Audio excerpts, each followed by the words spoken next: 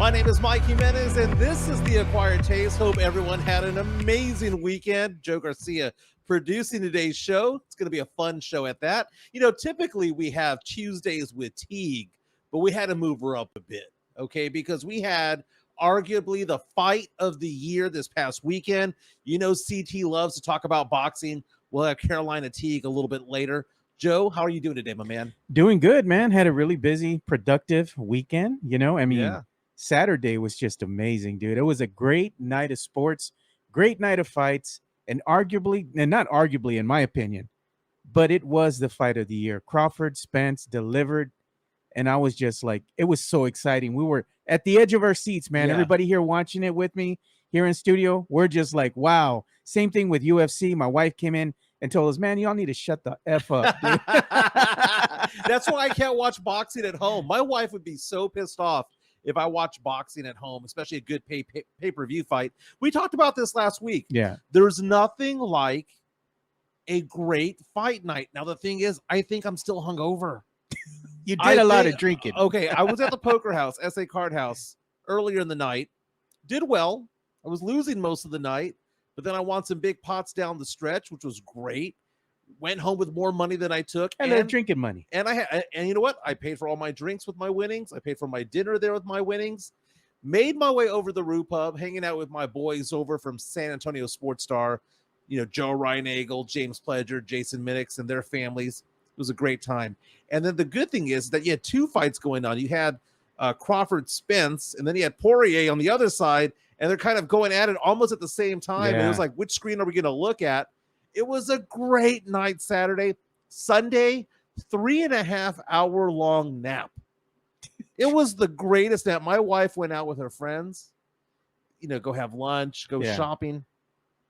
I'm supposed to be taking care of the kids. And she's like, hey, how are the kids? I don't know. I was asleep the entire time you were gone, is what I told my wife. So it was great. Had a fun time. Sunday actually had breakfast with the one and only Mike Taylor of the Mike Taylor Show, grabbing some breakfast at Jim's. You know, the thing about it is that someone tweeted out there, I wish I could have been a fly on the wall when it came to that conversation. But, you know, Mike and I are very friendly when it comes to our respective podcasts. You know? There's no animosity, man. There isn't. No. And that's the funny thing about it is that I was a big fan of the Mike Taylor Show before I got on the radio myself. Okay, so I kind of felt as though I would go to the Thunderdome events and would consider myself Thunderdome. Yeah, but I wasn't at every event. But I went to, you know, one or two a year. So I like Mike Taylor and what he does, and he brings a different perspective. Dare I say, he might even be mentoring me in a roundabout way when it comes to life outside of the radio, because we're trying to accomplish the same thing. We could either be adversaries or we could be friendly towards each other. Yeah. And we decided to be friendly. Yeah. And it's nice to have someone to talk to who's been through the same battles. Exactly. You know, you kind of have somebody trying to kind of help you navigate the waters, so to speak. Exactly. You know? Yeah. We're live on Facebook, YouTube, and Twitter, and so much more, because I knew we were on Spotify. And then we got part of the Apple Podcast platform as well. What else is going on, Joe? So earlier today, we went ahead and just really made a push to push the Acquired Taste podcast now on all major podcasting platforms, including the iHeartRadio platform. We're going to be on Amazon Music, Google Podcast. So anywhere you go ahead and search for your podcast on any platform, basically, probably within the next week or so, you're going to be able to find the Acquired Taste everywhere. That's amazing. Let's go ahead and turn on the chat line so I can see it over here. Again, if you subscribe to us on YouTube, you can actually chime in real time, leave a comment or 2 or 5 or 10. Either way, we get very excited over here to talk about sports, pop culture, and nostalgia. And speaking of excited, Chris Gonzalez already reaching out saying, everyone get their boners ready. It's Michael. Oh, we already had the horny talk before we even got on there. Oh, I know. You know what? Do we want to have this conversation right now? Why not? Okay, so on Friday, you brought up a hottie. So we were going to do this on Thursdays. It was Thirst Trap Thursdays, right? Yeah. Nominations, and the nominations are open. So let's go ahead and knock it out of the way right now, right? So we had Hillary Duff, damn, as the name, and you're the one who nominated this one. And I was talking about this with my friends from San Antonio Sports Star, and they were trying to help me out when it comes to a seeding of hers, because in a bracketology, 1 seed all the way down to 16 seed, if we're actually to do this, is Hillary Duff really a 1 seed? I like her. I like her a lot, but maybe she's a 3 seed. Maybe she's lower than that. Hillary Duff? Yeah. No, bro. She built different, man. There you go. Well, speaking of being built different, you brought up at 11:59, as I'm getting ready for the show, you're like, dude, what about BB Rexa? So again, if you're listening to this right now, this is not me. Okay, they're trying to drag this out of me. They're throwing softball pitches to see if I'd swing in the dirt. BB Rexa, that's a 4 seed right there. What? That's a BB? 4 seed. We'll talk a little bit more about BB in the show, but we actually have a guest today. We have Carolina Teague again. Normally we have her on Tuesday. We're going to have her on today because she's all about boxing. She's all about the fights. We'll get into the Crawford Spence fight with her. Wednesday, we have Moneybags, Jeff Garcia from Locked On Spurs and Ken's 5. So super excited about that. And Thursday, for the first time ever, we're going to have poker player Rhonda DiMartino on. We finally booked Rhonda DiMartino. She will be on Thursday. If you have any photos of Rhonda, Rhonda is a professional poker player. Bringing that up right now. And, she was telling me that she had a huge night at the poker house last night. Now, when I go out and play poker, I'm putting down $300, right? And I'm excited because I made 300 into 500, right? I'm showing the stack she's putting up. Yeah, man. every yellow block that you see there is $1,000. Yeah. And just last month, she raked in over 100,000 in one night. She had a big night last night as well. You can find her over at Rounders Card Club. She's at SA Card House, and then all over the state as well. She's a professional player.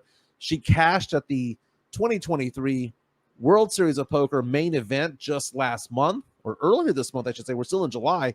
So, Rhonda DiMartino will be on to talk to us about poker, to talk to us about what it takes to actually make money at these places, maybe some skill level, what she's up to.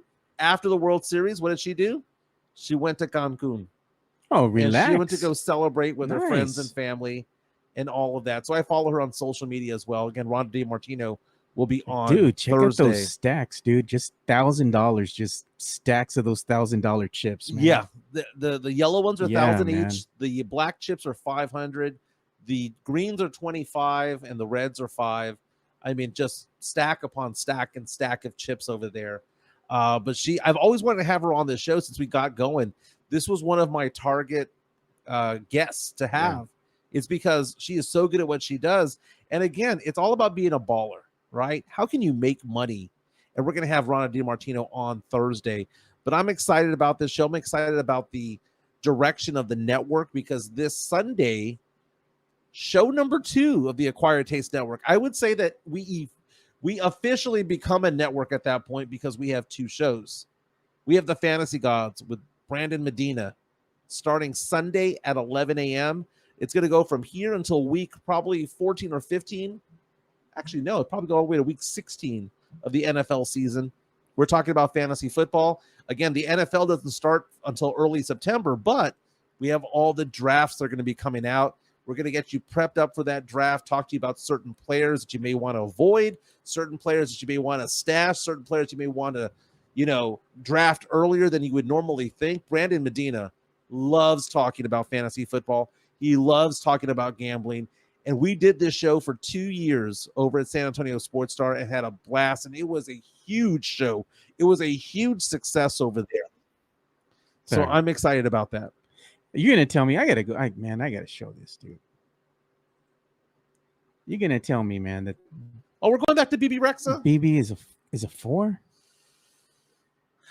Look at that, man. She built different, man. Look at that. She's a 4. No. 4 seed. 4 seed. Sometimes 4 seeds upset 1 seeds. Yeah. That's what I'm saying. I mean, I like her a lot. Oh, look at this. The Drew Show, man. I like this one. Block by San Antonio. There was a block party going on over the weekend, man. There was a block party. But you know what? All those guys are my friends over there, man. That's why I was hanging out with Ryan Eagle and Minix and Pledger. Those are my guys, man. I love those guys over there. Rudy J, great guy over there. I have nothing but love for San Antonio Sports Star and my friends out there. And people ask the question, or they'll say, Jimenez, you just seems like you might be butthurt about what happened a couple months ago. The only thing that hurts me is that I don't get to see my friends daily over there. Yeah. I don't really miss the show itself because this actually takes the place of it. It really does. And I'm close to home and I get to spend more time with my business, and I'm more successful with my business because I'm spending more time with it. And I still have this outlet to talk to people. Now, as far as that second hour is concerned, that is still something that we're ironing out details right now. Yeah. Because I'm hoping that something big happens out of that, but we're going to iron out those details. But again, our second show, The Fantasy Gods, begins this Sunday. And I want to say thank you to our new sponsors of The Fantasy Gods, by the way, Mad Pecker Brewery, Mudslingers Drive-Thru Coffee, which is amazing, by the way, and Bear County Social Apparel. Speaking of apparel, I don't know if you noticed, I'm wearing black and gold, my new Saints t-shirt. My sister Alice, by the way, happy birthday to my sister Mary Alice. It was her birthday yesterday. She and her son and husband went to Eagle Pass to go celebrate over there at the Kickapoo. Oh, nice. She's already given me Christmas gifts. And you know what? I want the Saints shirt like this one before the season starts, which is perfect. I don't need to get a gift in December. Just give me this now. I can wear it week 1, 2, 3, 4, all the way through. I'll cycle them through because I got like 7 or 8 Saints shirts. But I love the Saints. That is my team. We're gonna win the NFC South this year. We're gonna host a playoff game. More than likely, it's gonna be against the Cowboys. I'm already calling it. Cowboys might be the better team. I have the better record, but we're gonna be playing each other in the playoffs come late December. Man, if that January. actually does happen, we're gonna have some type of watch party for the listeners, man. That is true. Somewhere at some sports pub or something. Yeah, and the watch party is a big deal. I mentioned that Mad Packer Brewery is going to be sponsoring the Fantasy Gods. We're going to have a fantasy league out there, but you have to be a watcher of the Fantasy Gods to take part. Okay, so that means you got to be part of the Sunday experience that we do, and I love that show so much. It's gonna be fun because Brandon and I did that for 2 years. And Brandon's going to be the one that leads it, right? I'm just going to be in the background with him. But Brandon does such a fantastic job. Loves talking parlays. Lots talking about just the gambling in general, DraftKings and FanDuel and all that stuff, the daily fantasy. Very, very, He's going to let you know if you need to pick Dak as your QB or not. Exactly. Happy birthday to Dak Prescott, by the way. Dak Prescott over the weekend. What did he turn? Dak Prescott is 30 years old. He is who he is. Dakota Prescott. Yes. No. It is Rain Dakota Prescott. Born July 29th, 1993. Over the weekend, turned 30 years old. We know who he is. He's a decent quarterback. No, man. He's good. I don't claim him. Fine. I don't claim him. And there's video here of CeeDee Lamb. Was he wearing a Dak shirt? They're all wearing Dak shirts, dude. He's liked, man. And that's the thing about it is that there it is. There's a shirt right there. There are 20 teams that wish they had Dak Prescott as their quarterback, which also means that there are 10 playoff teams that wouldn't want him. He's a good quarterback. He is tier 3. No, man, he's good at throwing interceptions. But so is Josh Allen. Josh Allen's good at putting the ball on the turf, man. He's good at fumbling. Dude, they used to give Cam Newton so much crap for the number of times he'd fumble, but Josh Allen, no big deal. Bro, I mean, just to be honest, man, Cam Newton, back in the day when he first started, yeah, the dude was running for his life, man. I mean, he's a big guy and he can take a hit, but there was some big boys chasing him down, man. Yeah. Cam Newton got a bad deal, man. He should still be in the league. He really should be. Lots to get into today. We'll be talking about the Crawford Spence fight. Is it the fight of the year? Are you surprised at all? I mean, this was supposed to be an even matchup, but it really wasn't that way. We'll get into that with Carolina Teague beginning at 12:30. Again, Dallas Cowboys camp is underway. Minus one of their all-pro players. Still holding out. Losing some cash along the way. Former Dallas Cowboys Zeke Elliott. He paid a visit to an NFL team. I thought this guy was done, but apparently not. And Aaron Rodgers stands up for one of his coaches. Oh, keep my coach's name out of your mouth. Rapper CardiB might be in trouble with the law. Cardi. And then I guess that'll have to dovetail into BB Rexa. Let's go ahead and have that'll give you some excuse, Joe, to show those photos of her. But again, that's not me, Joe. I'm not the one who said I want to talk about Bibi Rexha. That was not even part of the conversation. The show's starting. We have that 2-minute time to let people get onto the show. And you're like, Jimenez, I want to talk about Bibi Rexha. And I'm like, all right. We're talking about CardiB. And then you're like, man, that let's talk about what happened with Bibi Rexha. She got hit in the face. Kind of So similar. I pulled up the pictures of Bibi Rexha, and I was and then you kept scrolling down. I was like, bro. And you're like, no, she's a 4 seed. 4 seed, which means that she's a 9 overall, right? And we have a lot to get into today. Don't forget to follow Jeff Garcia from Locked On Spurs. That is your daily content of Spurs coverage, not only on Locked On Spurs podcast, which is available on Spotify and on YouTube, but it's also the fact that he's the lead Spurs writer for Kens5.com. You can follow Jeff Garcia at Jeff G Spurs Zone on Twitter. Are we calling that Twitter, or is it now just X? The X. And we're talking about Jeff. We got to show the picture, man. Moneybags himself. You can also follow him on Threads at Jeff G Kens5 SA. So I'm going to be on Locked On Spurs tomorrow, right? But today, Rudy Campos of Sweep the League is on. And Jeff asked a very interesting question, and I'll give my take on this, and Joe, you can give your take as well. Jeff Garcia from Locked On Spurs podcast is asking the question, which Spurs player is going to take the biggest leap this year? And typically when I think about a player taking a leap from a team, you can easily identify it from time to time. So for example, I knew when Keldon was going to take that leap, right? He was primed for it. And in previous years, you can kind of go, you know what? I think this player is going to do it. I think that player is going to do it. But this year, there are 5 players that I think can take a leap this year. And what would be amazing is if 2 or 3 were able to do so. So I think right now, you can ask the question, is Jeremy Sohan going to take a leap? Or is he simply just going to be better? What about Devin Vassell? Devin Vassell going from an 18-point per game player to a 21 to 22. Is that possible? Can he be knocking on the door of being a future All-Star? I think Devin Vassell is the best player on the Spurs roster right now. I know Wemby's there. Wemby's a phenom, and Wemby's probably the best player. But as far as the best NBA player that's been around, I think that's Devin Vassell. What about Zach Collins?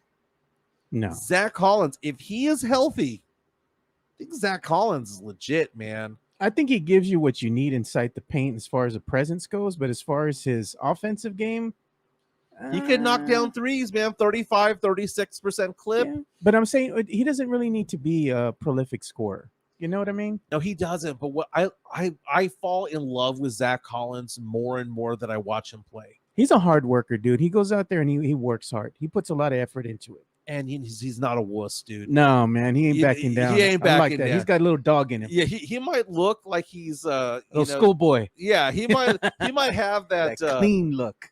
Who am I think? Christian Laettner type of look. Oh man. Zach Morris from Saved by the Bell. He's not a Cherokee Parks. No. This guy will not be pushed around. If somebody messes with Victor Wembanyama, if they try to F around with him, they're going to find out when it comes to our guy, Zach Collins. But then the other name out there, what about Trey Jones? Can Trey Jones make a leap this year? What about Malachi Branham? Depends on the number of minutes that he plays. I think Jeff Garcia from Locked On Spurs and Ken's 5 asks a very legitimate question here. Which Spur is going to make a leap? Yeah. And it's very possible that Pop in the front office, Brian Wright, and all of these guys might think that the Spurs are good enough as is. Because you and I had this conversation last week. What if the Spurs cut their veteran players? Cameron Payne, Reggie Bullock, C.D. Osman. What direction does it signal? It signals that they're going to be going in a younger direction. But what if these young guys really are just as good as advertised, or as good as Pop thinks they are, as good as Brian Wright thinks they are? That's what's exciting about this year, because I think the Spurs could have a winning season this year. I don't think they're going to win 50 games, but if you tell me 42 to 46, I'm all about it.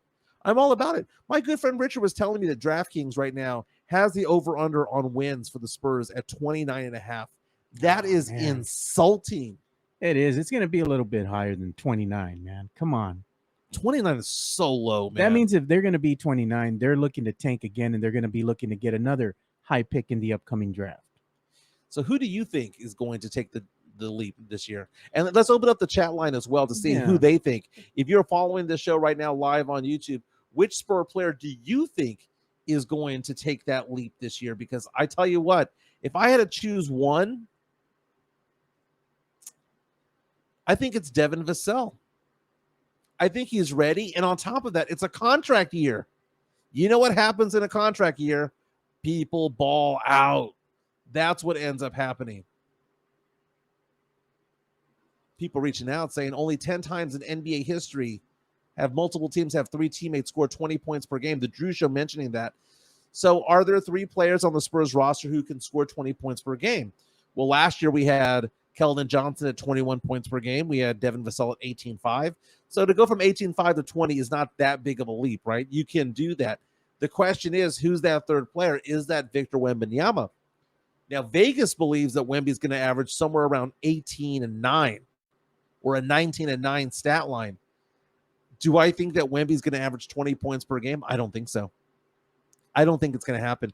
Now, I think that the back half of the year, the last 41 games of the season, he might be a 20-point per game guy the last 41 games, but I think he's going to start out at around 14 points per game, 15 points per game the first few months, get his act together around the rodeo road trip, and be a 17.5, 18-point per game guy by the end of the year. Chris Leha reaching out and saying it's going to be Jeremy Sohan and Devin Vassell. Chris, I tell you what, though, if it's those 2 guys that are taking a leap, the Spurs are making the playoffs.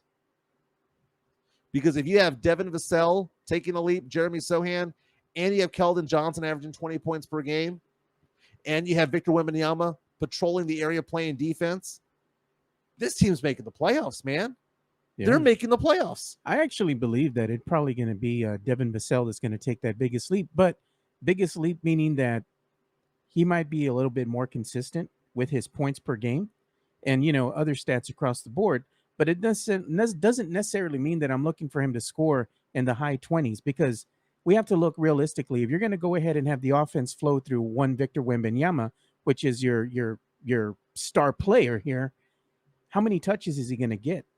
And I think that's the thing. You pose the question, does it flow through him? What if it doesn't?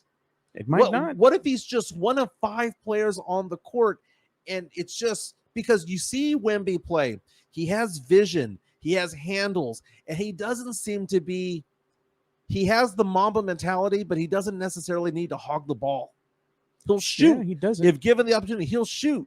But I think that he'd be just as excited about getting 7 assists per game as opposed to getting 25 points per game. I think that there's something there where he might just be the ultimate team player, no different than what Tim Duncan did.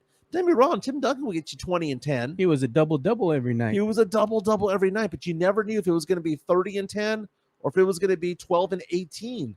You didn't know which one you were going to get, but it averaged out to be very, very well. Mike asking the question, who's going to be the odd man out if Victor Wembanyama is averaging 15 points per game? That's a tough one. That's when we're talking about Keldon possibly coming off the bench. Because I think if anybody has something to lose in the starting lineup, I think that would be one Keldon Johnson, because Keldon Johnson, when you're looking at the average number of touches that he needed to go ahead and score in those double figures, it commanded a lot of touches on the ball. It does. And Keldon coming off the bench wouldn't mean that he's not going to be playing 28 to 32 minutes. Oh, yeah, no. It just means that he comes off the bench at the 5-minute mark of the first quarter. That's all it means. No different than Manu. It's not you're a 6-man because you suck. It might be because you need to anchor the second unit. Hanover Fist asking the question, or saying, actually, that Vassell is going to have to show why he needs to get paid. I think he already has. I think he's proven himself already. 18.5 points per game. 39% from 3. This is a guy that can play decent defense. In college was an excellent defender. If he can get back to that excellent level of defense, I think that this is a guy that'll be averaging $22 to $25 million per year when the time comes. Look at this comment here by Tim Gonzalez. Tim Gonzalez, Spurs will win the play-in tournament and get the 6th seed in the Western Conference. Well, they get the play-in. They beat the 7. But I see what you're saying, though, because 7, 8, 9, 10 are the ones that make it over. 1 through 6 get to keep their spots according to the standings after 82 games. But again, don't forget to follow Jeff Garcia from Locked On Spurs and Ken's 5. I follow on Spotify and on YouTube as well, because just like this show, you can actually watch the show as well. Moneybags, my man. Hey, can we give a quick shout out, man? We always like to go ahead and give shout outs to, other people in the podcasting community here that are doing their thing. And, our friend over here, friend of the show, Rudy Campos Jr., he's the guest today on Locked On Spurs with Jeff Garcia. So, he does a little show called Sweep the League. That's right. So go out and, give him some love, give him a listen. Subscribe to Rudy Campos, my man. Sweep the league. Chris Lehouse saying the Spurs are winning the division, so screw the play-in.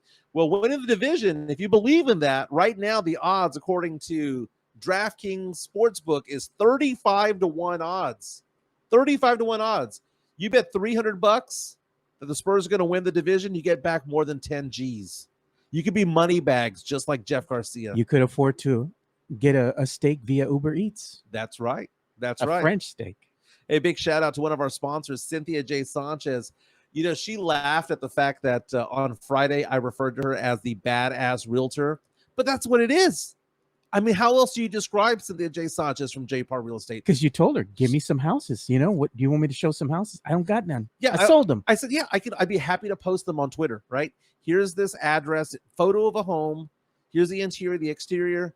She goes, no, I second I get them, I sell them. That's a badass. So that's very cool, man. She was so on fire last year with her business. This year has had a pretty good summer. And it's like that in real estate. It comes in waves. Yeah. And J. Parr Real Estate, Cynthia J. Sanchez, she's out there looking for you for the right home at the right price, at the right interest rate, because that's what it's all about. It's about getting the right home. And what I liked about it was that she showed me on Realtor.com, her last 2 people that have bought homes were kind enough to go on Realtor.com and leave a review.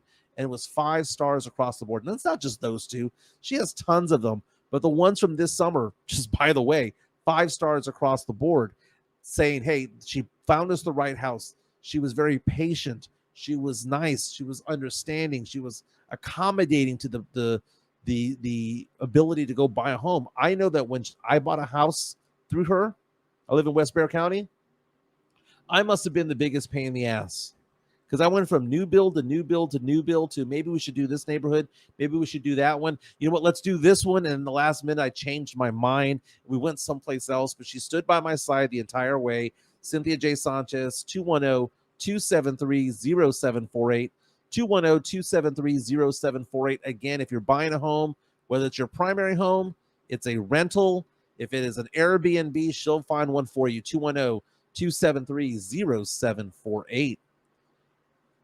We're going for about another 45 minutes or so. In a while, we're going to have Carolina Teague talking to us about boxing, the fight of the year, Spence versus Crawford on Saturday night. What a great fight. We'll get into that in a few minutes.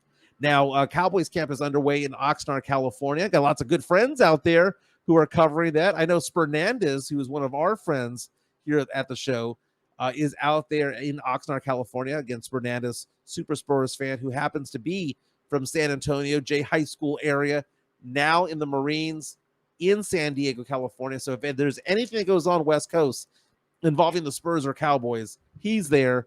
So we hope to get Spernandez on here sometime in the next week or so. Yeah. Give us a little live shot, if you will, from Cowboy training camp in Oxnard, California. The brother travels well, man. He does, man. I don't know. I guess if you're in the military as long as he's been, you got some PTO. Oh, I'm sure he beyond has, 2 weeks. Yeah, I'm sure he does. Now, here's the thing. We call Jeff Garcia Moneybags, but he's not a Moneybags as compared to Zach Martin of the Dallas Cowboys, because that guy, all-pro player for the Cowboys, perennial all-pro player, I think 6 times. This is a guy that will one day be in the Ring of Honor there at Jerry World, will one day be in the Pro Football Hall of Fame. He's losing $50,000 per day because he refuses to go to Cowboy camp. That's about what people make in a typical year on average. Yeah. That's a lot of money. $50,000 per day because he's pissed off. He wants to get paid more. And this is somebody who makes $13 million a year, but the best guards in the NFL right now are making more than that. They're making north of 20 and a half. And he's like, dude, I'm a 6-time All-Pro. I want to get paid just like them. And Dak Prescott, the birthday boy, is out here saying, pay the guy. But they can't. That's the thing. They can't. Sports Illustrated this morning released an article saying, you do realize that they pay him well for his position. You do realize that they got to pay Parsons. They got to pay they already did pay Trayvon Diggs. They got to pay CeeDee Lamb. They got to pay all these other players. Zach Martin, a guard in his early 30s, might not be the best play right there. And that's what the crappy part about the NFL right now. They say they don't want to pay you early on because you're on a rookie deal. Then they franchise tag your ass for seasons 5 and 6 or 6 and 7. And then when you want to get that big contract, they give you the middle finger and say, well, now you're 30, you're too old. Unless you're a quarterback. That's what's going on right now in the NFL. In about 2 minutes, we're going to have Carolina Teague on. We'll be talking boxing with her. We already got her on standby. But before we get to her real fast, Zeke Elliott. Oh, man. I thought he was done. Apparently not. Zeke Elliott, cut by the Cowboys in June, was basically told in March, but it was official in June. Zeke Elliott hanging out with the guys with a hoodie over in New England, the New England Patriots, kicking the tires, seeing if this would be a good fit for a backup running back. Oh, I'm hopeful for him, dude. Sharing the wrong slide. I thought I was sharing the other one. I'm hopeful for Zeke Elliott. Zeke Elliott, this is a guy whose production level has gone down year after year after year after year. He was the overpaid player, one of the most overpaid players in the NFL, was the highest paid running back for a couple of seasons there. And Tony Pollard took his job, as he should have. The Cowboys stood by Zeke Elliott this entire time. But the fact of the matter is that this is not a player who is of a starting caliber anymore. This is a guy that you want to have in the game at the 1 yard line or the 2 yard line and just get it across the goal line. Because I might laugh and say that Zeke Elliott sucks ass as a starting running back, but if my life depended on it and I had a gun to my head and you said, Jimenez, you need to pick a player, a running back to pound it in from 2 yards out or from 1.5 yards, you can pick any player in the NFL, Derrick Henry, you can pick Nick Chubb, you can pick any of these players, and you say, Jimenez, your life depends on it. 1.5 yards out. Who's going to take it into the end zone? Zeke. You think you believe in Zeke, dude? No, I believe in Zeke to get 1.5 yards at the goal line. And that's all I believe in him in. From 20 to 20, he sucks. This is a guy that gets like 3.5 yards per carry now, or 3.8. He lost that speed, man. He doesn't have that speed. He doesn't have that speed. But you know what he has? Got power. He's got power and that quick burst at the very beginning. It's different, man. His skill set is still valuable. And it's just, he's not a starter. He's not a 20 touches a game kind of guy. He's just somebody that you give the ball to at the 1 yard line or the 2, and you know he's going to get it in there. Third and 1. He's not going 3rd and 1. He's not going to fumble it. He just won't. Not in that situation. When he's out in the open field, it's a different story. It is. Yeah, it is. And one last thing before we get to CT. Keep my coach's name out your mouth. Will Rodgers. Smith style, baby. Aaron freaking Rodgers going after Sean Payton, new head coach of the Denver Broncos. I'm sporting my Saints gear right now, and I love me some Sean Payton, but I do know he's a jackass. And what he did the other day to former Broncos head coach Nathaniel Hackett was trash, man. It was trash. That's the thing. Sean Payton is trash. He is, okay? He's my guy because he got us a Super Bowl, right? 15 years ago. He's my guy. But I do know he's a douchebag. Are they going to be shaking hands when they meet? If they play against each other? It's a very good point. You can be shaking this brother's hand after he's talking bad about you? I'd be like, hell no. So for those of you who don't know, Sean Payton, who's now the new head coach of the Denver Broncos, was trying to stand up for Russell Wilson. He was trying to stand up for the Denver Broncos players, and he was being interviewed by the USA Today last week, where he just went after his predecessor, Nathaniel Hackett, saying that it was one of the worst coaching jobs he had ever seen, ever performed in all his years in the NFL, saying that Nathaniel Hackett was the reason why the team was undisciplined, was the reason why Russell Wilson looked like trash, was the reason why they couldn't score points, and went on to say that he's just garbage. He's a garbage head coach. Well, Hackett is now the offensive coordinator for the New York Jets, along with Aaron Rodgers and all the stud players they have on the offense now. And Rodgers over the weekend was asked this question about, what did you think about Sean Payton going after Nathaniel Hackett? And Aaron Rodgers said, basically, get my coach's name out your mouth. He went on to say that it was unprofessional for what Sean Payton did. It's not lying. Went on to say that Sean Payton did that because when Sean Payton fails, he needs to have an excuse. Got to have a scapegoat. Right. Yeah. And I found that to be very interesting. And the way that he said it, he just basically says, this guy's trash. This guy's trash. This guy is making my coach a fall guy when it's a whole team situation. Teams failed for a variety of reasons. And he says Hackett wasn't the reason why.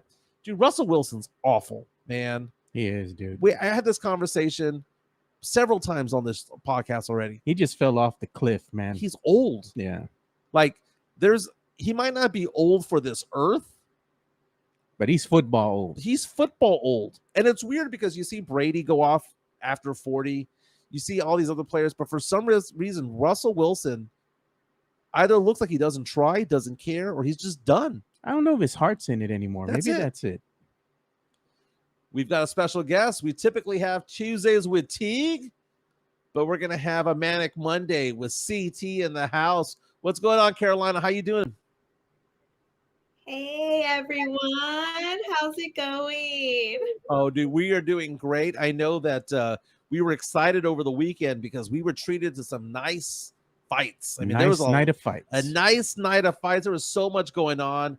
And Crawford beat Errol Spence Jr. on Saturday night. Some people consider this the fight of the year. Yeah. Crawford, now the undisputed welterweight champ, has all 4 belts. This is the second time he's done it because he had all 4 belts in another class a while back. But that being said, what did you think of the fight? Were you surprised at all?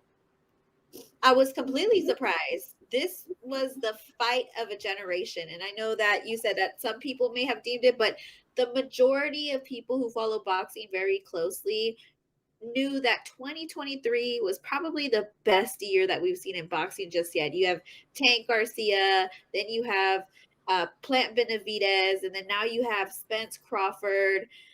This one right here, though, was very special because, like Errol Spence said, these aren't people that have a bad blood, beef, a storyline. These are just 2 people at the top, at their pinnacle, fighting for who's the best. And coming into this fight, I was right down the middle, 50-50. Normally, I can make decisions on who's going to win. The only thing I could probably conjure up was that it would go to decision because both fighters are extremely incredible, and I thought that Spence would take it to decision. Did not expect a surgical breakdown by Terrence Crawford. I was so surprised that he had the TKO in round 9. I didn't expect that at all. And coming from Spence, who at the time had more belts in that division, you would think that he would be the person to be the top dog, but he got worked from beginning to end. With the exception of round 1, Crawford had him all the way. I was not expecting that at all. I was completely surprised. And this goes back to the time that we talked about Eminem, and I said I don't like Eminem's music. Maybe there is something special about Eminem. Terrence Crawford came out to Lose Yourself by Eminem with Eminem himself. I know CT was lip syncing to it. Yeah, she was. I think he was lip syncing, got granted, but at the same time, look at how Terrence Crawford was. I mean, he's the first male fighter to become the undisputed in 2 divisions all night. He had incredible footwork as he was known for, but we saw the display on hand. He was able to stay in the pocket for the majority of the night. He placed himself in a position to hit punches at every angle and at the right time. He had an amazing right hook, and this was by far the best performance on the biggest night of his career. Terrence Crawford now 40-0. Check out the last 10 fights. TKO, knockout, TKO, TKO, TKO, TKO, TKO, TKO, knockout. And then also his 31st win against Felix Diaz, the guy did not come back. He was like no mas. He didn't come back from the seat. He retired, so that goes down as a TKO as well. I find it to be interesting because I was going for Crawford. I've seen Spence fight so many times, and I like Spence's fights, but Crawford was I don't know, man, just like the old guy in the gym type of thing. He was just smooth with it. He wasn't afraid. He was just chill, man. Like Spence was flying around, and Spence looked more spry. Like he had, like Spence was faster, but Crawford just looked like, you're not gonna move me, man. You're just not gonna move me. Yeah. And when the first knockdown happened in the second round, it was a jab, so it wasn't like, it was a power punch or anything like that. It was a jab with the left, I believe. And I thought to myself, and I was with Joe Rhonda, I was like, we're both going for Crawford, but to me that just seemed like he got stunned, like it was a surprise thing that happened. And I didn't think that Terrence I didn't think that Spence had gotten hurt, but then the 7th round happened, and oh my god, Crawford opened up a can of whoop ass in the 7th round, man. What's his name?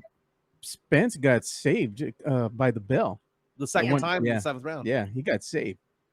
And also too, I think he was stunned, like you said, because that was the first time he ever got knocked down in his career. I mean, this is Errol Spence we're talking about. This is not some scrub off the street. This was deemed as the fight of the century for of a generation. I keep saying century, but generational fight for a reason. Him getting knocked down probably caught him by surprise just as much as it caught us. And there was a lot of people who were looking at his physique and saying that he looked a little bit dehydrated and he wasn't hydrated enough coming into the fight. And they were saying he didn't look okay. Everything doesn't seem normal for him. But I feel like those are all excuses to the dominant performance that Bud Crawford put on. He did an amazing job. And with the exception of him and Clarissa Shields, I don't think anybody's going to beat Bud Crawford right now. On any level, he's dominant. So I'm really impressed by that performance.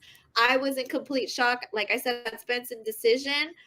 Did not see this tactical breakdown coming from Crawford. But now that we all know, I just want to send him an apology for not believing that he would win or believing that there would be a TKO. And even Spence tried to dispute the TKO. He didn't want to stop. But I mean, you got knocked down 3 times and you clearly lost the fight. Like I said, with the exception of round 1, Crawford won across the whole board. Yeah, all the scorecards were all about Crawford. Man, I think Spence won 1 round on each of the scorecards. Now the thing about it is this: now you have to look at it from a historic standpoint. Being the unified champion through all 4 belts for 2 different divisions, now 40-0. You have to start thinking about whether or not this is an all-time great at this point. Like, where does he rank in that pantheon there? Because we had that with Floyd, that conversation with Floyd Mayweather Jr. recently. Yeah. Where does he rank of there? And Crawford right now, undefeated, 40-0. The last 10 fights by knockout or TKO. Unreal. And Spence came into the ring, and I saw Spence, and I got worried. I was like, this guy looks fit. This guy looks fast. And it didn't matter because Crawford was hitting him wherever he wanted to hit him.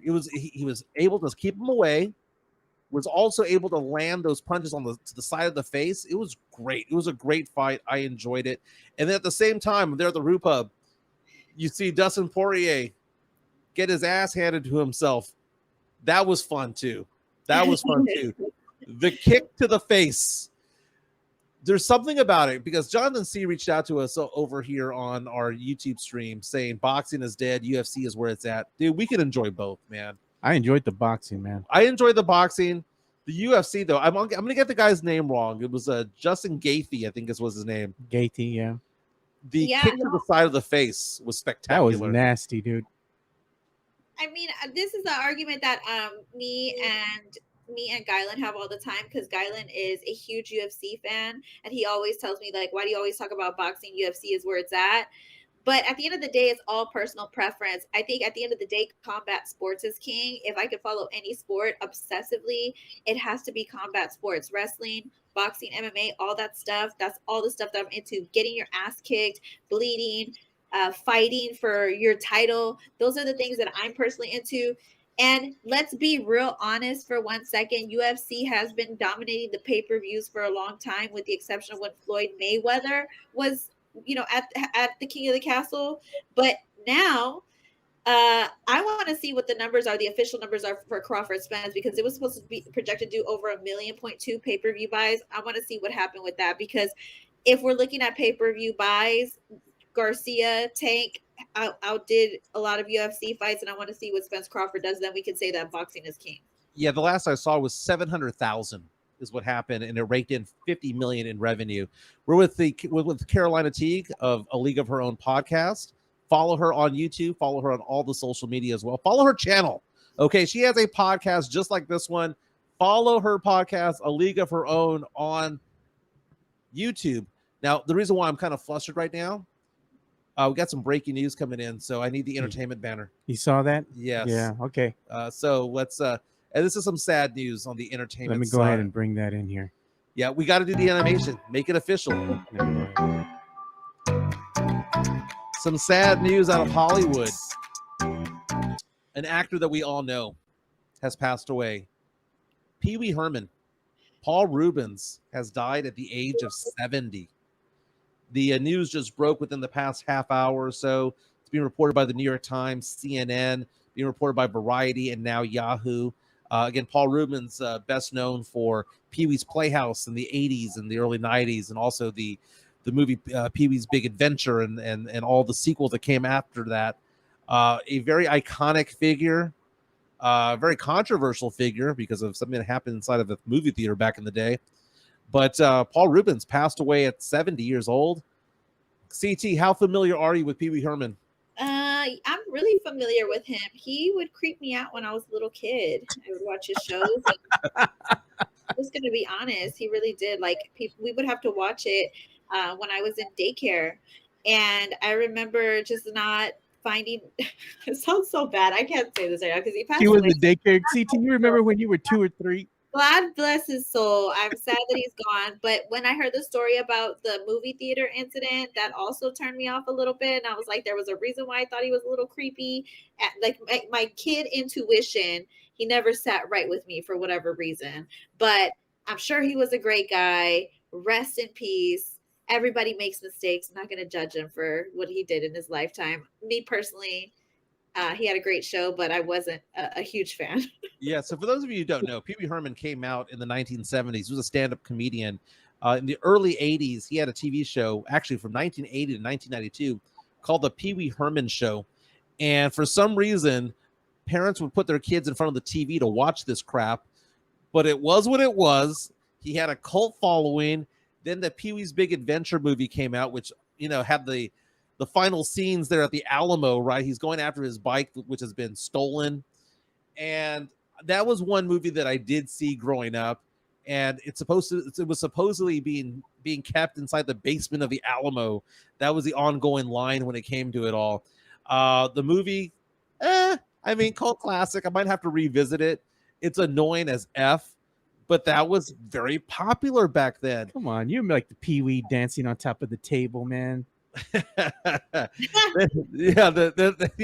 Oh, that's right. That was a tequila. What was it? Yeah.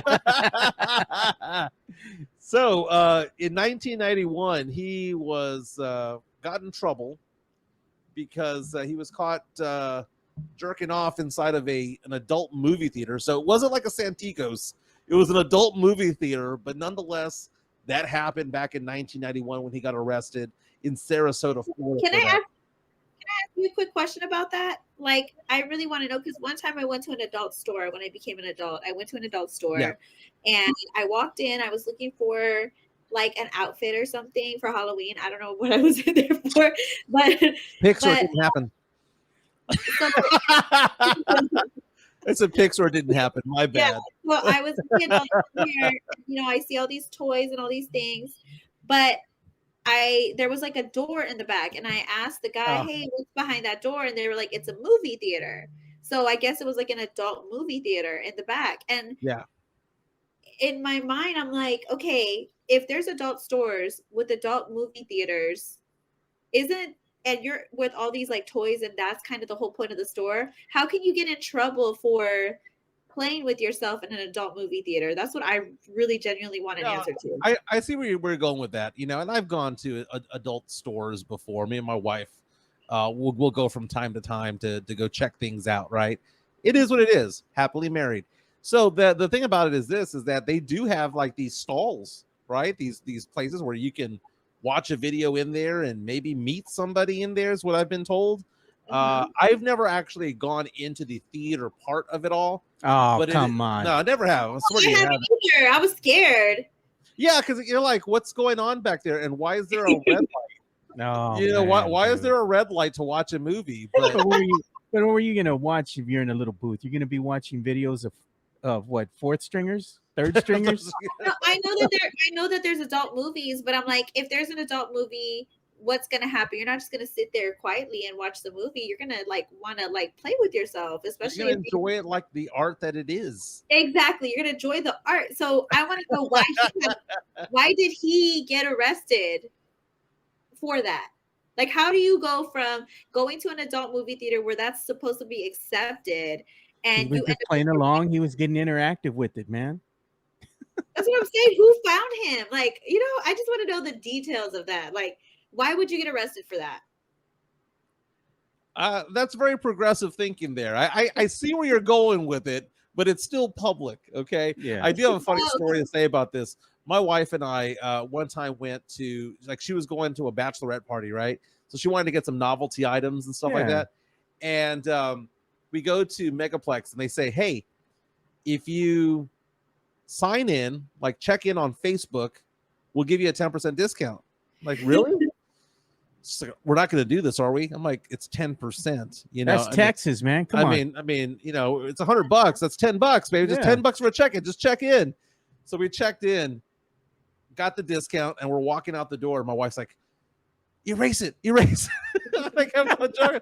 Like, whoa, we're not doing anything illegal. This is what it is. Erase it. Talking to Carolina Teague again. We have the pop culture breaking news that Paul Rubens, better known as Pee Wee Herman, has died at the age of 70. Again, he was a stand-up comedian. He was somebody who was very polarizing. There were some people who loved him, some people who hated him.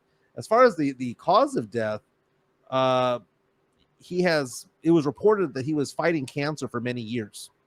So I don't know if that's the reason why. It's just well known that he has had cancer for many years.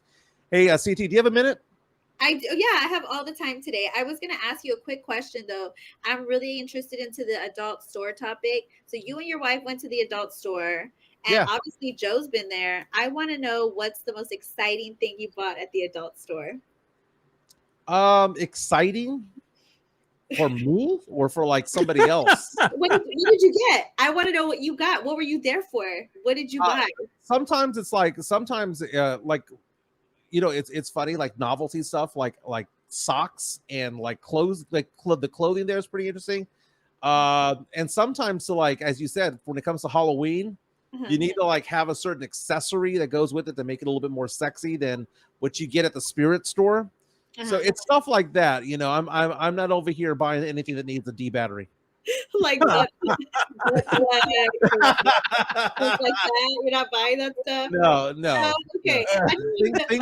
Things made out of silicone were not coming out of there. Because I walked through the store for the first time, and I remember seeing like cages and you know, all these crazy stuff. Like, I didn't even know that stuff existed. I was just there for me for looking heels. My wife and I look at each other whenever we see stuff like that, and we think to ourselves, isn't this what Amazon's for? Like, why would you go to a store? Like, can I try out this cage? You go to the store because you need it now. I can't wait for Amazon, man. If it ain't that same day delivery, you gotta go to the store.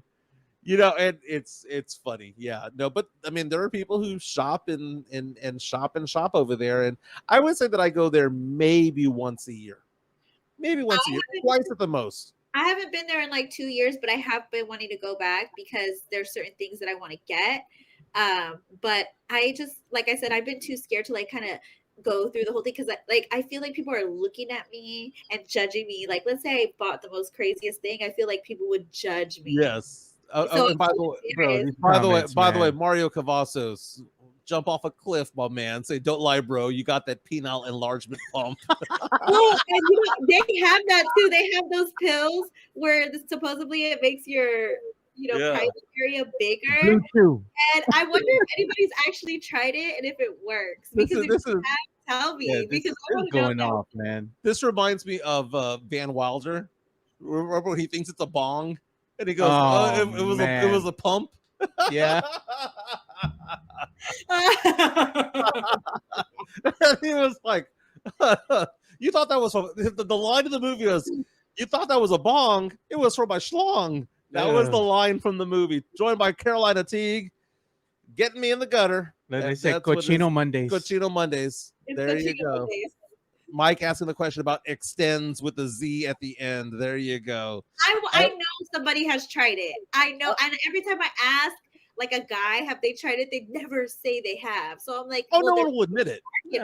No one's gonna admit it. I mean, like for example, we'll probably one day when we get to 1,000 subscribers on YouTube. By the way, if you are watching us on YouTube or Facebook or Twitter, wherever, go onto the YouTube channel, MJ Acquired Taste, like and subscribe. Hit the like button right now. Hit the like button right now. But Blue Chew, typically when you get to about 1,000 subscribers, we'll start knocking on your door going, so you do sports, huh? Got 1,000 people? Let's go ahead and talk about some Blue Chew.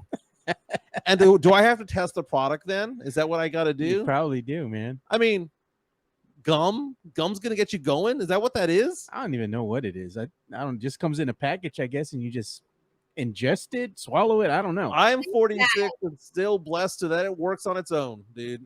That's all. Except when you had that gallbladder problem, but that's when it tells you got an issue. Yes. Yeah. It wasn't working with a gallbladder. It wasn't working, and I was like, "What's going on?" And then all of a sudden, I had kidney stones and gallstones, and that was the answer to it. Look at Christopher Leha. Jimenez is going to be all over that sponsorship. What is Blue Chew? Blue Chew is like Viagra chewing gum. You know what? There's like, do people take Viagra and does it actually work? Like, I really Viagra does work. You might have to go to an old folks home to ask that. No, Viagra.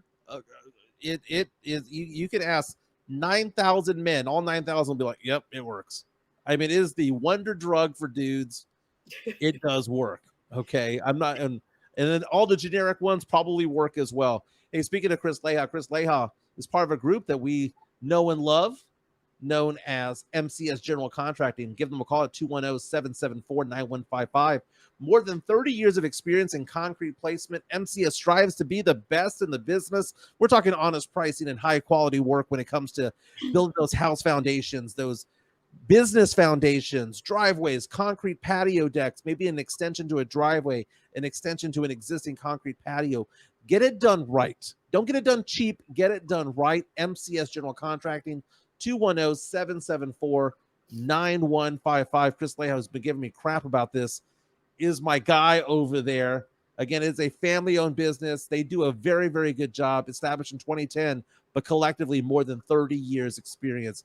And also, big shout-out also to our other sponsor, Serenity Manor, who had their second karaoke night last Thursday. CT, we got to go do the karaoke out there. They do it every other Thursday, but check this out.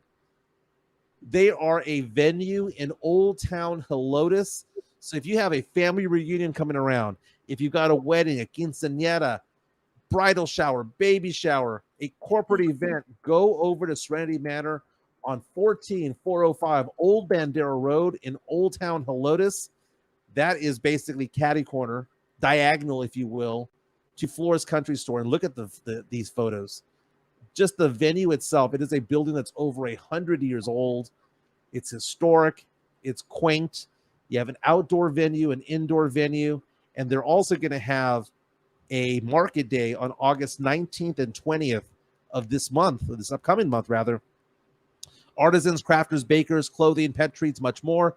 Reach out to them if you want to be part of the show, or you can go out there and spend some money. Again, that is called Serenity Manor, 14405 Old Bandera Road. Hey, and if you're going to a concert there at Flores, they open up so that people can like go someplace else after Flores, right? Go get some beer, wine, and some margaritas out there, hanging out with Carolina Teague. You're not ready to get your ass kicked in karaoke. Mm. I'm the karaoke queen. Okay, I love karaoke. Okay, give me 2 songs that you do most often. So people have requested that we do My Boo by Alicia Keys and Usher, but I think more of our speed. We have to do something like, Oh, so you want to do a duet? yeah, we could do a duet. Because I do More Money, More Problems, but I do that all by myself because nobody can hit the verses the way I can.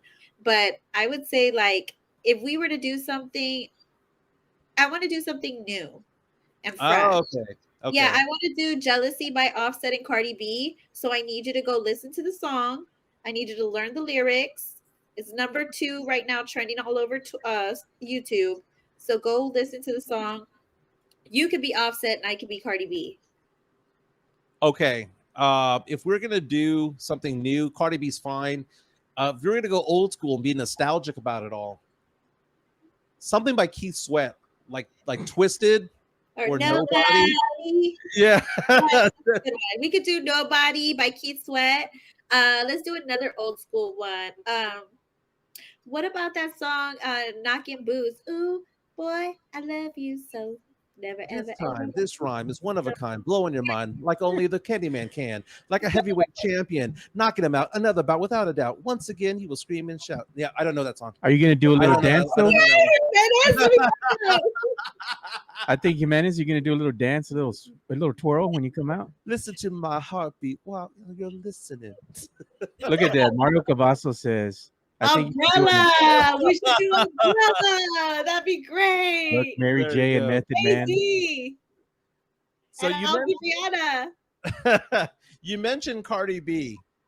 Did you see this, Carolina Teague? Joe, bring up what happened to Cardi B over the weekend. Do you have any idea what we're talking about, Carolina? Cardi B might be in trouble because of what happened to a concert on Friday. Yeah. She was doing an outdoor concert in Las Vegas. Looked like a small venue. Outdoor concert in Las Vegas. Somebody threw a drink at her, and boom, second later, she throws her microphone left-handed at the people. There you can see it right there. Exactly where she was at. Let's take a look at this video right here. Boom. Okay. All right, so I know exactly where she was at. She was at Dre's in Las Vegas. I was at Dre's about 2 weeks ago because I went to go see Fabulous in concert. And is it a big venue? It's big. It's actually really beautiful. They have the outdoor part, which is where Cardi B was at with the big pool. So it looks like it was a day party for Dre's, and then the nightclub is on the inside, and everybody was there. I saw Kevin Hart, Lala, Carmelo Anthony. There are so many A-listers that go to Dre's. So Dre's, I would totally recommend to go if you're in Vegas. That's where it's at. And I remember seeing Cardi B was going to be there for Fight Weekend because Fight Weekend was huge. A lot of celebrities were in town. So she's at Dre's. Somebody throws a drink on her, and then she throws her mic, and now she could be charged for battery. I don't think I think it's mutual combat. So well, it's not the person.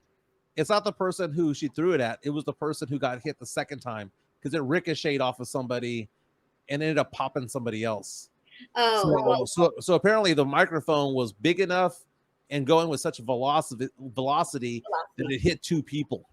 Okay, so whoever the second person is a Karen because you saw why she threw it. Somebody threw something at her.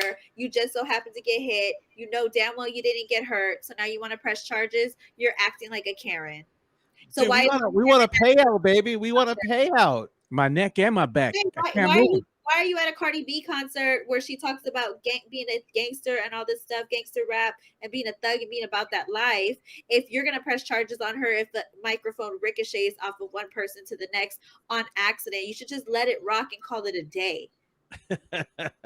Well, they escorted Cardi B off the stage after that happened. But again, she might be in trouble with Las Vegas police, who are now investigating for potential battery charges. Now, this has been kind of a thing that's been going on recently because earlier this month, Harry Styles was hit after a fan hit him with something with his eye, like pelted something with his eye. And there have been other incidents involving Drake, Steve Lacy, Kid Cudi, Pink.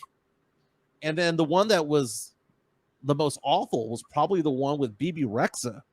So I don't know if you saw the one with BB Rexa a couple of months ago, but someone threw a cell phone at her and it hit her straight in the eye. She had to be rushed to the hospital. She has black eyes and all of that different stuff going on there. BB Rexa. Now, here's the thing, Joe, when you show photos of this, show the eye. Don't show her looking good. No, I'm showing the I picture. I saw you scrolling through photos. Oh, yeah. I was trying to get to the eye. Yeah, so that happened. I don't know if you can see it, CT. That happened to BB Rexa a couple of months ago. And it has infuriated a lot of singers. I know Kelly Clarkson's been one that's been very vocal about this over the past couple of months, saying that fans are being crazy. Can you imagine if something like this happened to Taylor Swift? Yeah, man. Again, BB Rexa needed like 14 stitches. She needed stitches, yeah. If this happened to Taylor Swift, the Swifties would have swift justice. That person would cease to exist.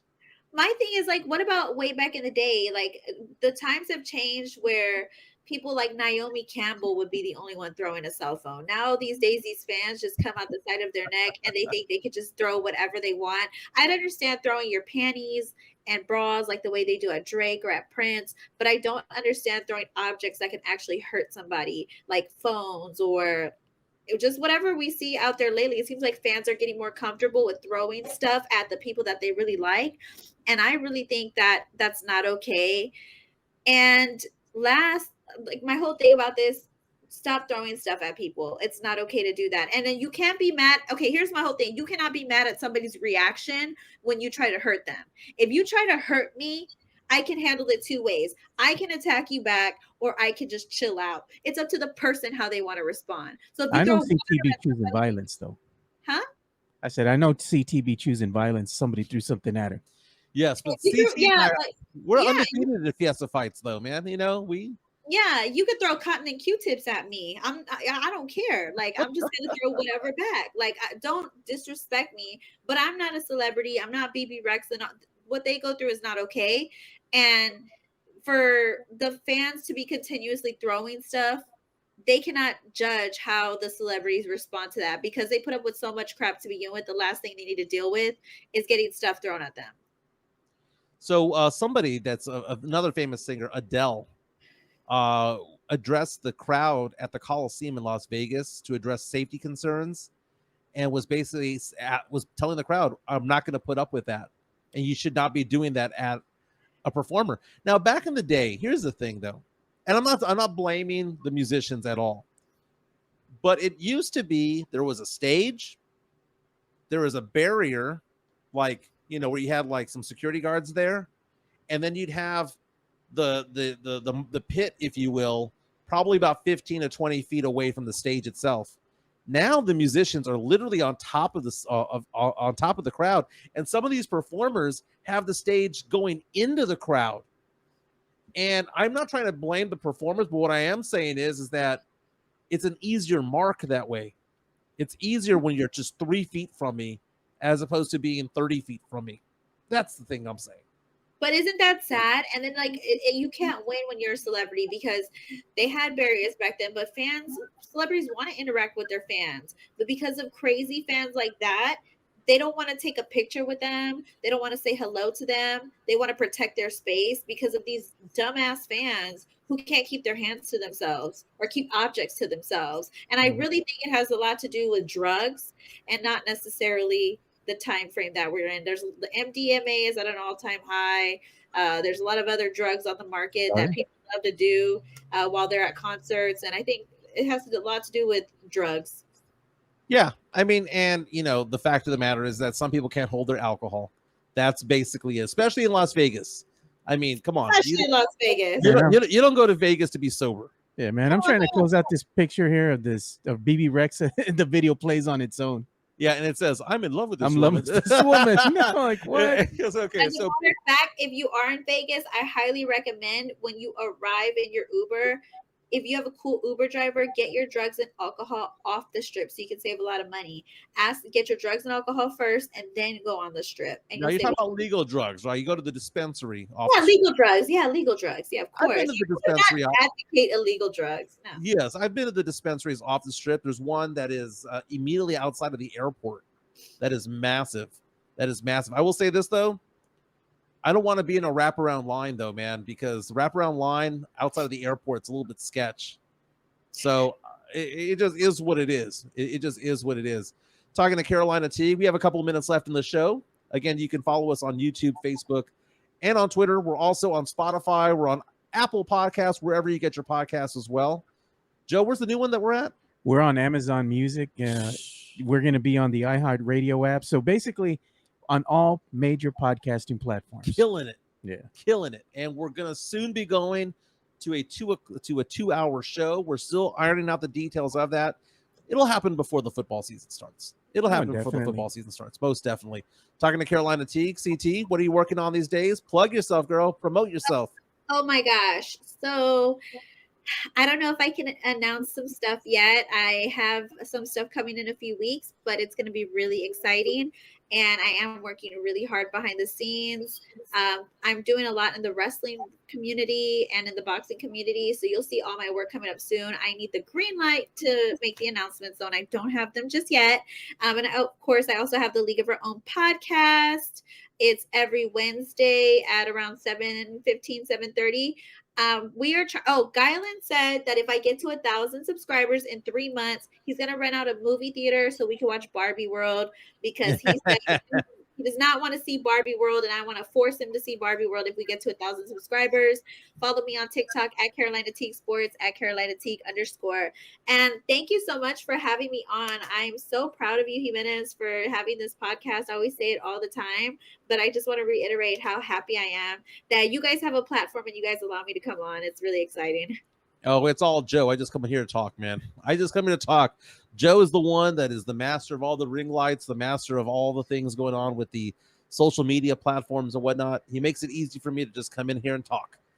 Yeah. PT, you just did an interview too. You interviewed the pit bull. I did. I interviewed Pitbull Cruz, who was a co-main, and Ryan Garcia. Since we're speaking about boxing news today, Ryan Garcia, I have a feeling that they're going to set up this fight between Ryan Garcia and Pitbull Cruz, because Ryan Garcia recently mentioned that Pitbull Cruz is in his top 3 of who he's going to be fighting up against next. That's the clip right there. I asked Pitbull Cruz if he would fight Ryan Garcia, and his response was, because he already turned down a previous fight against Ryan Garcia, he said that if he can come to negotiation terms with their team, he has no problem fighting him. And he just beat Giovanni Cabrera in the co-main this past weekend. Pitbull Cruz is one of those incredible fighters. If you guys aren't really big into boxing, he was the only one of 2 people that was able to take Gervonta Tank Davis, one of our great fighters in this generation, to decision. And of course, him versus Ryan Garcia would be an explosive fight. After the fight, Ryan Garcia came out and he said, "You are not going to get the fights you want if you keep begging for a rematch with Tank. You need to fight somebody of substance." So I think he's trying to put the bug in everyone's ear to go up against Pitbull Cruz. And I hope that fight comes into fruition, because Pitbull Cruz is an amazing Mexican fighter, and Ryan Garcia has TikTok on lock. He has a lot of fans as well. It would be such a great fight. Yeah, Ryan Garcia is on my crap list right now. He was supposed to do an interview with me last year and saw me and talked to me and said, "I'll be there in a minute." Never showed up. So he's on my crap list right there. But I'll give the guy some props. Like you said, he has TikTok down on lock, and he also placed at the World Series of Poker main event. So 10,000 people that took part in the tournament, he finished in the top 600. You know who didn't turn you down or ignore you? Who's that? Paige Baronic. Paige Baronic. Nope. She said hi. Took multiple photos. Yeah. You have this knack for getting hot women to become your friends, Jimenez. That is true. And I married one too. My wife, Selena. She's my gorgeous girl. You have a hot wife. Yes, very true. But from a sports media perspective, Annie Agar, Paige, like, how do you you just knock it out the park every year? The Annie thing is funny though. The Annie Agar thing is funny because I remember the people at the station were making fun of it. Like, "Oh, she's not going to come by. Not going to come by." And we just hit it off on air. We hit it off. Great interview. We were funny and it was interactive and blah, blah, blah. And she's just become somebody, like, if I called her right now, she'd answer. She'd be like, whatever. She's a cool chick. She's a cool chick. And I think what it is that you can be fans of somebody without fanboying out. If you respect what they do, And that was when I went up to Annie. I went up to Annie and I was like, dude, you're killing it on social media. I said, you are so good at what you do. And she felt like shy about it. And it was so cool. It was so cool because she's just some girl who was doing TikToks in her bedroom just 3 years ago and has blown up and stuff like that. So it hasn't hit her as to how big she is. She almost feels like it's a dream. And if you can hit on that type of conversation and get people to like you in a way where you understand that it's a respect factor. Is she gorgeous? Yes, she is. Okay, but I also respect what she does. I respect her hustle. That's the thing, because you hustle locally. She hustled on her end as well. And there's something about people who hustle. And if you can actually recognize that and articulate that, they love you. Yes, I agree. And I feel like hustle respects hustle, iron sharpens iron. I've always felt like that. Somebody asked, am I going to be wrestling? Yes. And you know what? I want to wrestle because I know I can kick some ass. Whoever blocked me recently on social media for the San Antonio Sports Star, I would be down to wrestle for charity. I love them all, but I would definitely be ready to whoop some ass in a respectful way. In a respectful way. Chris Leha real fast saying Jimenez got big timed once, but he does it to money bags all the time. You know, it is what it is. But but as far as the Sports Star people are concerned, I got to hang out with Joe Reinigle this weekend. Got to hang out with Minix. Got to hang out with Pledger. They're my boys. Rudy Dave, my boys. I spoke to Minix and Pledger this weekend. All is good. I have love for everybody. But yeah, I would definitely be down to wrestle for charity, of course. Very nice. That is Carolina Teague. Follow her, A League of Her Own podcast. Do it on YouTube because I watch it as well. Joe Garcia's been producing today's show. Rest in peace, Pee Wee Herman.